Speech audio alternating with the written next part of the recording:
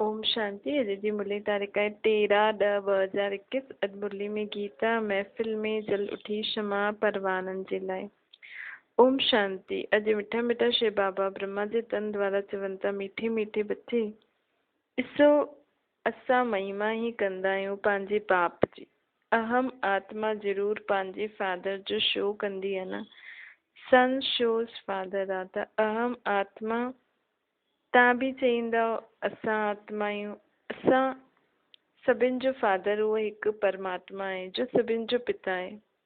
इहे त सभु मञंदा आहिनि न। ईअं न चईंदासीं कि असां आत्माउनि जो फादर कोई अलॻि अलॻि आहे। फादर सभिनि जो हिकु आहे। हाणे असां उन्हनि जा ॿार हुजण जे कारण उन्हनि जे ऑक्यूपेशन खे हाणे ॼाणियो आहे कि असांजो बाप छा कंदो आहे। असां हीअं न चई सघंदा आहियूं कि परमात्मा असांजो बाप सर्वव्यापी आहे। पोइ त सभिनि में परमात्मा थी वियो, पोइ त सभु ॿार पी थी वियासीं न।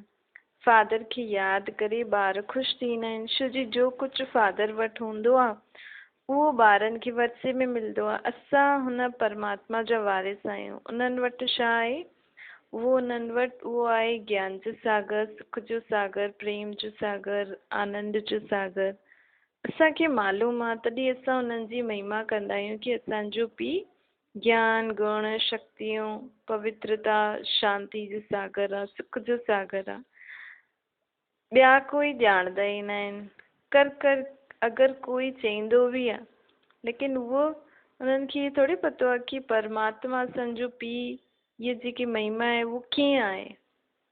उन्हनि खे सभु पतो ई न आहे। बाक़ी त सभु चईंदा आहिनि कि परमात्मा सर्वव्यापी आहे, लेकिन असां उन्हनि जा ॿार आहियूं त पंहिंजो निराकार इमाटल बाप जी, पंहिंजे निराकार इमाटल बाप जी महिमा वर्णन कबी आहे कि उहो आनंद, ज्ञान, प्रेम जो भंडार आहे, सागर आहे। लेकिन कोई प्रश्न उठाए कि तव्हां चईंदा आहियो कि उहो त इनकॉर्पोरियल वर्ल्ड में रहंदो आहे, दुख सुख खां न्यारो आहे, दुख सुख खां न्यारी अवस्था में रहण वारो आहे, हुते सुख अथवा आनंद प्रेम काथां आयो?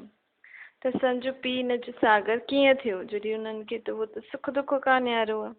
हाणे इहे सम्झण जी ॻाल्हि आहे न। इहे जो आनंद, सुख अथवा प्रेम चईंदा आहियूं, इहे त थी वई सुख जी अवस्था। लेकिन उन शांति जी देश में आत्मा इहे सुख जी अवस्था कीअं अनुभव करे बिना शरीर जे? त बाबा चवनि था कि कई माण्हू ईअं सोचंदा आहिनि, प्रश्न पुछंदा आहिनि, जेसिताईं साकार सृष्टि ते न अचूं तेसिताईं सुख, शांति, प्रेम, आनंद, ज्ञान, पवित्रता जो अनुभव कीअं थिए? हुते त दुख सुख खां न्यारी अवस्था आहे। शिव जी तव्हांखे सम्झायो आहे कि हिकु दुख सुख खां न्यारी दुनिया पंहिंजी निराकारी दुनिया इनकॉर्पोरियल वर्ल्ड बि आहे।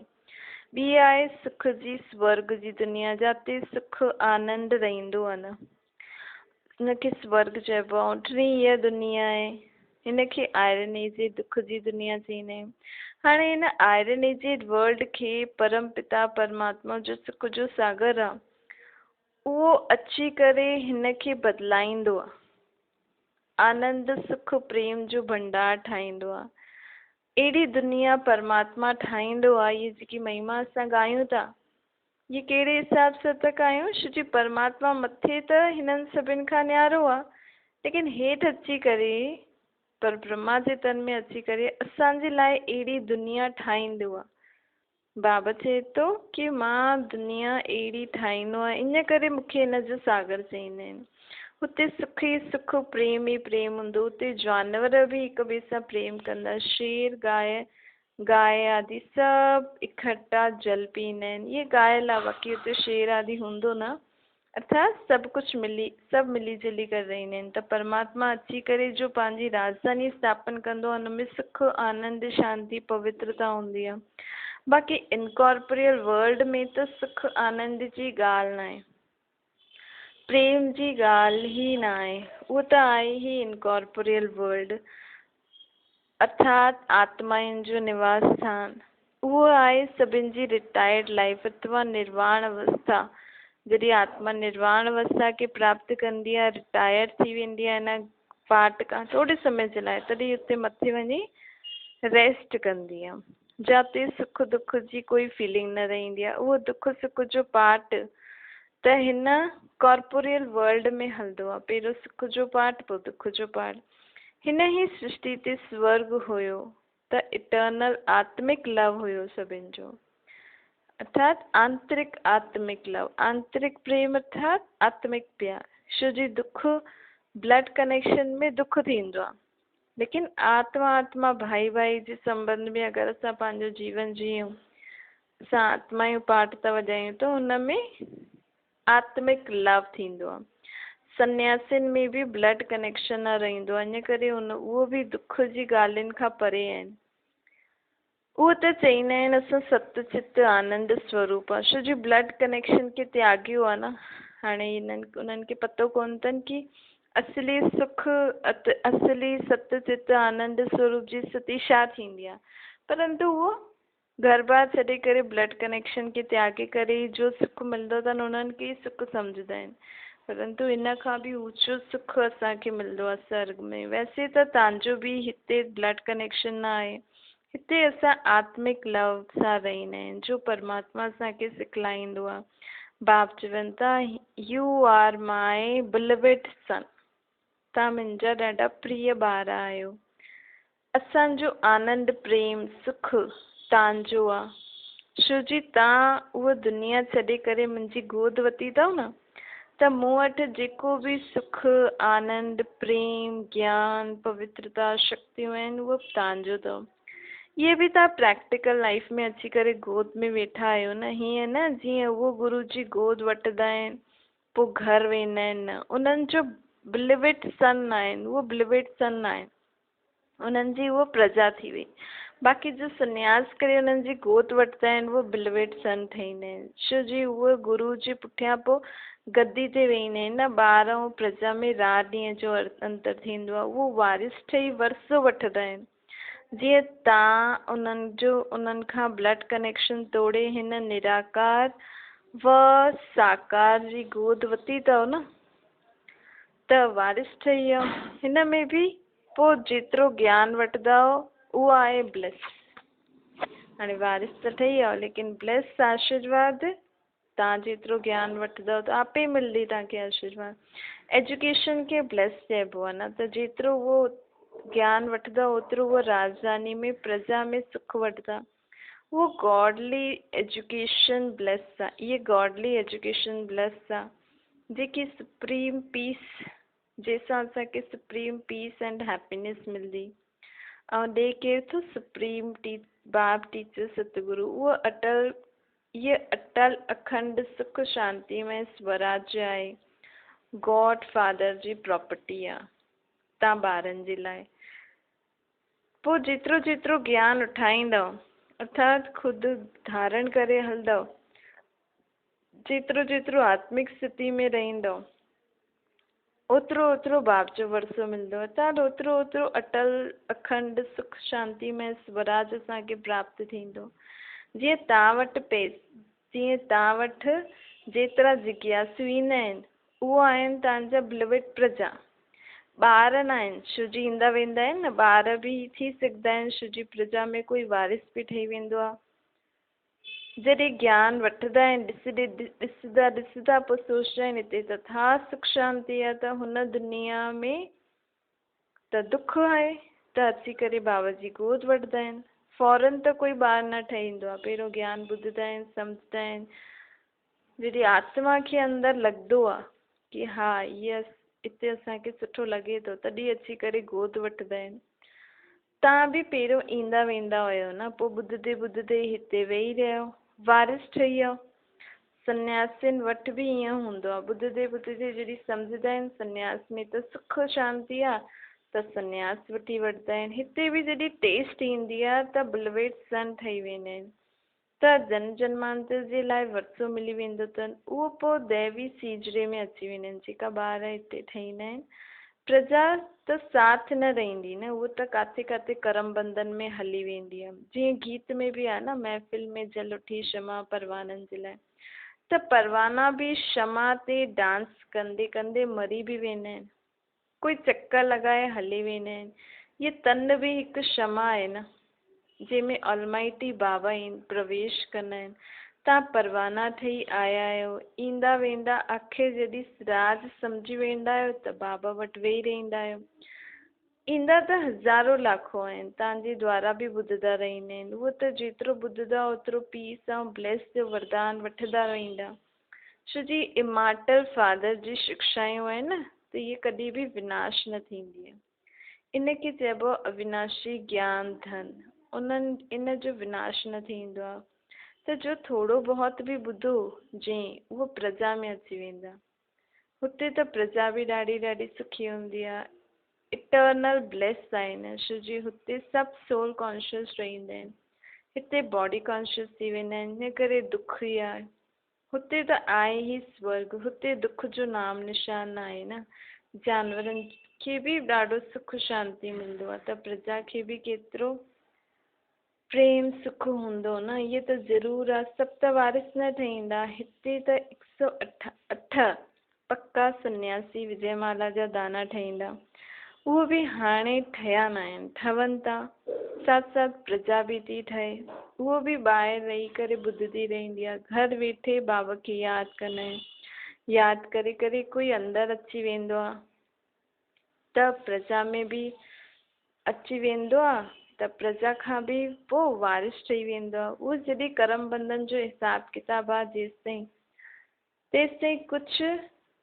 तेसिताईं ॿाहिरि रही करे योग लॻाईंदा आहिनि, निर्विकारी रहंदा आहिनि।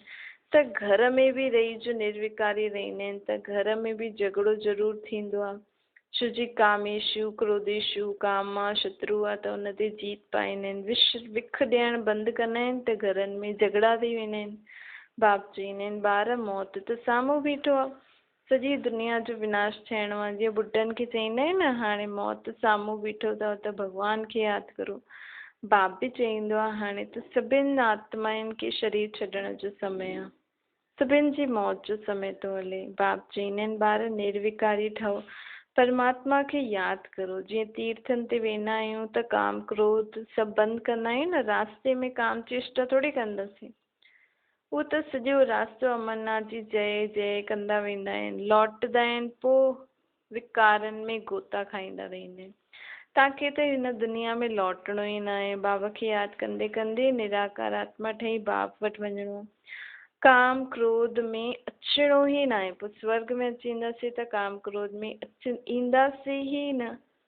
बाबा चिंता विकारनि में वेंदव त पदभ्रष्ट थी वेंदो, होलीनेस न ठही सघंदव। जो होली ठहींदा आहिनि उहो विजयमाला में ईंदा आहिनि। जो फेल थी वेंदा आहिनि उहे चंद्रवंशी घराने में हली वेंदा आहिनि। इहे तव्हां सभिनि खे परमपिता परमात्मा ब्रह्मा जे तन में वेही करे ॿुधाइनि था। उहो ज्ञान जो सागर आहे न। हुते इनकॉर्पोरियल दुनिया आहे में आत्माउनि खे ज्ञान कीअं ॿुधाईंदासीं। हिते अची करे तव्हांखे ज्ञान ॿुधाईंदा आहिनि। चवंदा आहिनि तव्हां असांजा ॿार आहियो, जीअं असां प्योर आहियूं उहो तव्हां बि प्योर ठहो। बाबा चवंदा आहिनि मां त सदैव एवर प्योर आहियां, हाणे तव्हां बि ठहो। एवर प्योर त न ई ठही सघंदा, एटलीस्ट प्योर त ठहो। त तव्हां सतयुग में सुखमय प्रेममय राज्य कंदव, जंहिंखे वैकुंठ चइबो आहे। हाणे ये दुनिया बदिलजे थी न, छो जी आयरन एज खां गोल्डन एज थी ठहे, पोइ गोल्डन एज खां सिल्वर, पोइ कॉपर, पोइ वरी आयरन एज थी वेंदी। ईअं दुनिया बदिलदी रहंदी आहे। त हाणे ये दुनिया बदिलजे थी। केरु बदिले थो? गॉड पंहिंजे हिमसेल्फ ई थो बदिले, ख़ुदि ई थो बदिले। जंहिंखे तव्हां बिलवेड, जंहिंजा तव्हां बिलवेड ॿार आहियो, प्रजा बि ठहे थी, लेकिन ॿार ॿार आहिनि, प्रजा प्रजा आहे। जो सन्यासी कंदा आहिनि, जो सन्यास कंदा आहिनि उहो वारिस थी वेंदा आहिनि। हिते बाबा चवनि था सन्यास सभु कुझु छॾे करे न बाबा वटि अची करे वेहणो आहे। बाबा जो मतिलबु आहे सन्यास अथा जो ॿार घर गृहस्थी में रहंदे हुए बि बुद्धि सां सभु कुझु छॾे वेठा आहिनि।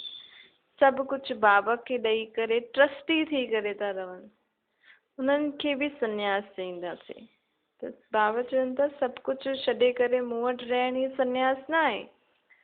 भले तव्हां काथे बि आहियो, लेकिन बाबा जो घर, बाबा जा ॿार, मां बि बाबा जो ॿार, मां हिननि ॿारनि जी संभाल थो करां। मां हिन घर, इहो जेको बाबा जो घर आहे, इहो बि बाबा जे घर में बाबा जे ॿारनि जी सेवा थो करां। या करां थी, इन रीति संन्यास कंदा त वारिस ठहींदा। अगर घर बार छॾे करे सेंटर ॾाढी ते भी रहो, मधुबन में भी रहो, लेकिन बुद्धि में अञा ते घर वारा परिवार वारा याद रहींदा त कोई फ़ाइदो न आहे न। त संन्यास करण जो मतलब आहे पंहिंजी बुद्धि सां सभु कुछ भुलिजणो आहे, दृष्टि थी करे रहणो। पोइ बाबा चवनि था उन्हनि खे रॉयल घराने में अवश्य अचिणो आहे, लेकिन अगर ज्ञान एतिरो न उठाईंदा त पदभ्रष्ट थी वेंदो न, कम पाईंदा। जो पढ़दा वो नवाब ठहींदा, जो ईंदा वेंदा आहिनि वो प्रजा में ईंदा आहिनि। पोइ जेतिरो होली ठहींदा ओतिरो सुख मिलंदो। ब्लवेट त उहो आहिनि, उहो बि ठहींदा, लेकिन फुल ब्लवेट तॾहिं ठहींदा जॾहिं पक्को ॿार ठहे। त जो बाबा चए वो करां, सम्झो। सन्यासी भी ॾाढे प्रकार जा हूंदा आहिनि। हिकु हूंदा आहिनि जो घर बार छॾींदा आहिनि, ॿिया पोइ अहिड़ा भी हूंदा आहिनि जो गृहस्थ व्यवहार में रहंदे उहे विकार में न वेंदा आहिनि। उहो फॉलोअर्स खे वेही करे शास्त्र आदि ॿुधाईंदा आहिनि, आत्मा जो ज्ञान ॾींदा आहिनि। उन्हनि खे शिष्य चईंदासीं, लेकिन उन्हनि खे उन्हनि जो उहो शिष्य ब्लवेट सन न थी सघंदो आहे न, छो जो उहो घर बार ॿारनि वारो आहे। त उहो पंहिंजे पाण वटि उन्हनि खे विहारे न सघंदा, न ख़ुदि संन्यास कयल आहे, न ॿियनि खे कराए सघंदा। उन्हनि जा शिष्य भी गृहस्थ में रहंदा आहिनि, उन्हनि वटि ईंदा वेंदा आहिनि।